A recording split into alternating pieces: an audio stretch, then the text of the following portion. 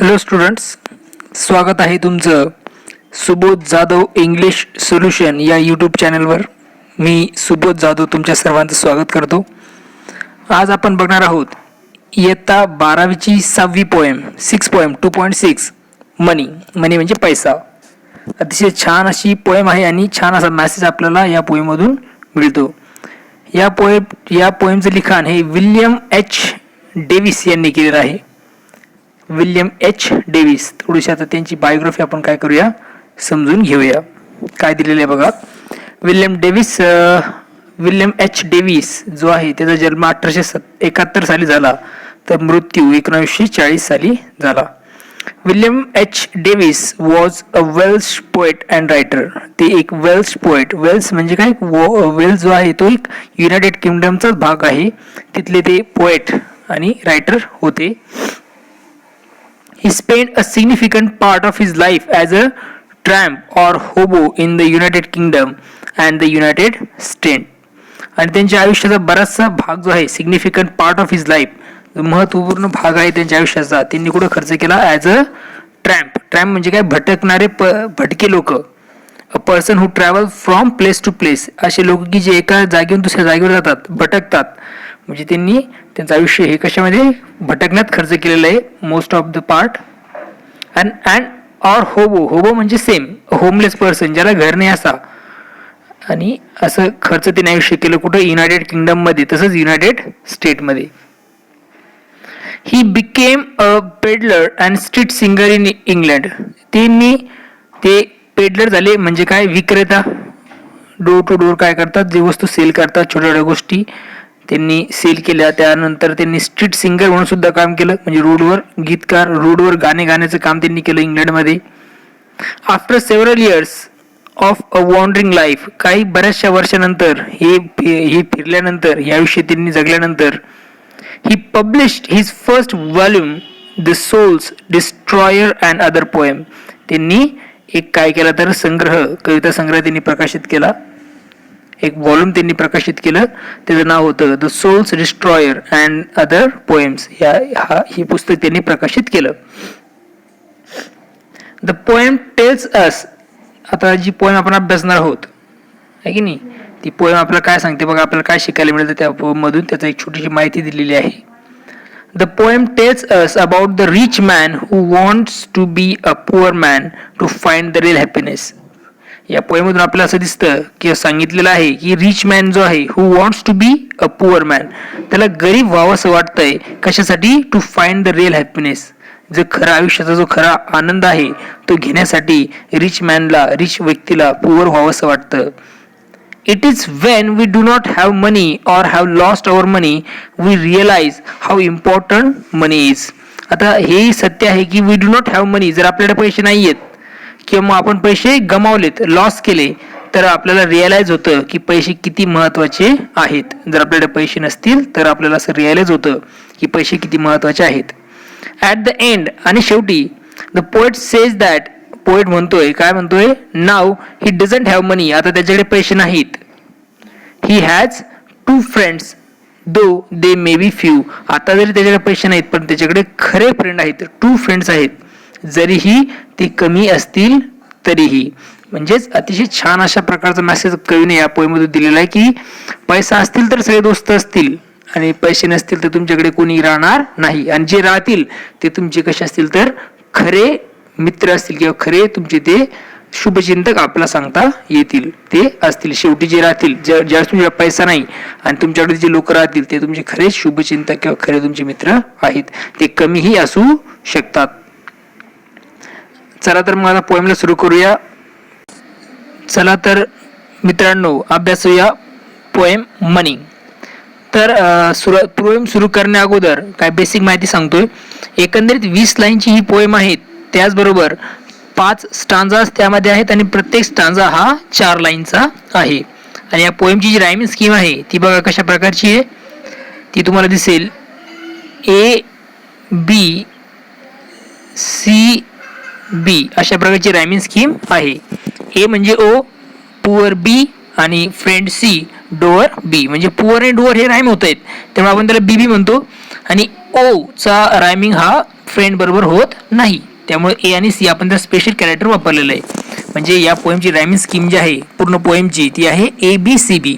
प्रत्येक स्टांजा तुम्हाला अशा प्रकारे डेव्हलप झालेला दिसेल. ए बी सी बी अशा प्रकारची रायमिंग स्कीम या पोएमची आहे. चला तर मग स्टांजा नंबर 1 समजून घेऊया. मी पहिलं सुरुवातीला रीड करतोय, त्यानंतर एक्सप्लेन करेल. When I had money money oh I knew no joy till I went poor. For many a false man as a friend came knocking all day at my door.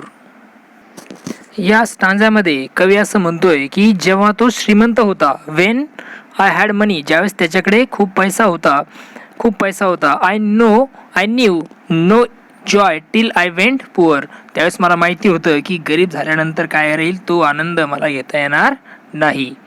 For many a false man as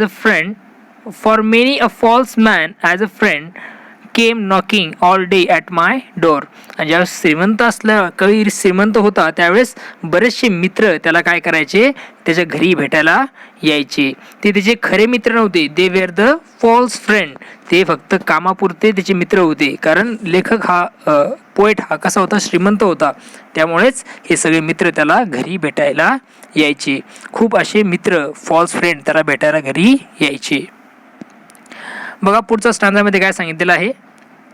then felt I like a child that holds a trumpet that he must not blow because a man is dead. I dared not speak to let this false world know.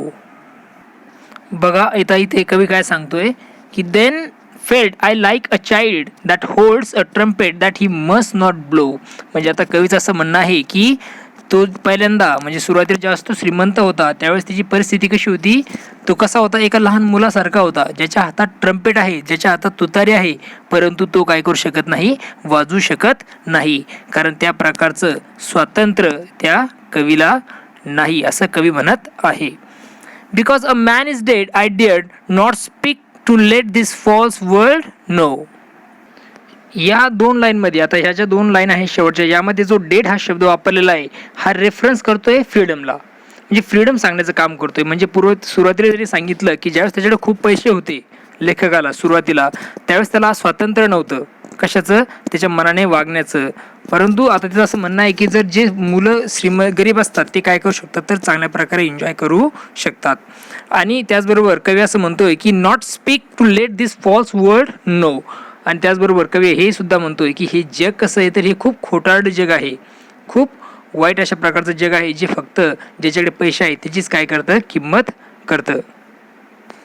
Poet second स्टँडर्डतून हेही सांगतोय की लोक फक्त पैशासाठीच काय करतात, तर एकमेकांसोबत relation keep करण्याचं काम करतात. त्याबरोबर आता आपण तिसरा स्टांजा अभ्यासतोय, रीड करतोय मी, अगोदर रीड करून घेऊया. Much have I thought of life and seen how poor men's heart are ever light and how their wives do hum like bees about their work from morn till night. या स्टांजामध्ये आपल्याला असं दिसतंय की कवी म्हणतोय की त्याने आयुष्याबद्दल खूप काय विचार केला, खूप गहन असा विचार त्याने आयुष्याबद्दल केला आणि त्याने बघितलं की काय त्याला सापडलं किंवा काय त्याने बघितलं, how poor men's hearts are ever light. त्याला असं सापडलं की त्याने असं बघितलं की जे गरीब लोक असतात त्यांचे हृदय कसे असतात, खूप हलके असतात, त्यांचे मन खूप कसे असतात, साफ असतात. and how their wives do hum like bees about their work from morn till night. आणि ह्या गरीब लोकांच्या ज्या बायका असतात त्या कशा असतात, एका बीज सारख्या हम करत असतात, म्हणजे कायमच घोंगावत असतात किंवा मग त्या अनसॅटिस्फाईड असतात स्वतःच्या नवऱ्यासोबत. About their work from morn till night. त्या का बरं अनसॅटिस्फाईड असतात किंवा का बरं त्या चिडचिड करतात, कारण त्यांना वाटतं की त्यांचा नवरा पाहिजे तेवढे पैसे काय करू शकत नाही, कमवू शकत नाही. त्या इवन त्यांची जे हे असतील, आपण काय म्हणतो हजबंड्स असतील, ते दिवस आणि रात्र काय करतात, काम करतात, तरी पण त्यांच्या वाईफ ज्या असतात, बायका ज्या असतात त्या कशा असतात, तर अनसॅटिस्फाईड असतात आणि त्या कायमच त्या मधमाशासारख्या घुंगवत असतात किंवा मग चिडचिड करत असतात. Number 4 stanza. So when I hear this poor one's laugh and see the rich one coldly frown, poor man think I need not go up so much as rich man should come down. बघा आता या स्टांजामध्ये, चौथ्या स्टांजामध्ये काय सांगितलेलं आहे. So when I hear this poor one laugh, ज्यावेळेस मी ही जी गरीब आहे त्यांना काय करतो, हसताना बघतो. And see the rich ones coldly frown, आणि हे जे काही श्रीमंत असतील त्यांच्या चेहऱ्यावर ज्या थंडगार अशा आड्या पडलेल्या आहेत. फ्रॉन म्हणजे आड्या पडणे, ओके. जे थंडगार शांतपणे बसलेत आणि त्यांच्या चेहऱ्यावर एक प्रकारच्या काय आहेत तर आड्या आहेत. म्हणजेच पुअर लोकांना तो हसताना बघतोय आणि श्रीमंत लोकांना शांत बसलेले आणि कपाळावर त्यांच्या आड्या लेखकाला दिसत आहेत. आणि काय म्हणतोय लेखक, poor man think I need not got up so much as rich man should come down. आता ह्या पुअर मॅन आहेत त्यांनी काय व्हायला नको, श्रीमंत व्हायला नको किंवा वरती जायला नको. त्याचबरोबर जे रिच लोक आहेत त्यांनी काय व्हायला पाहिजे तर गरीब व्हायला पाहिजेत. म्हणजेच याचा अर्थ गरीब व्हायला पाहिजे म्हणजे याचा अर्थ काय की त्यांनी काय केली पाहिजे तर गरिबांबद्दल स्वतःच्या श्रीमंतांनी त्या गरिबाबद्दल सुद्धा त्यांनी जाणीव ठेवली पाहिजेत.